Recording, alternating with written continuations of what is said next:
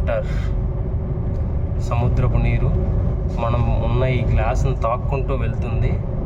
ఒక్కొక్కసారి మొత్తం మునిగిపోద్ది కూడా.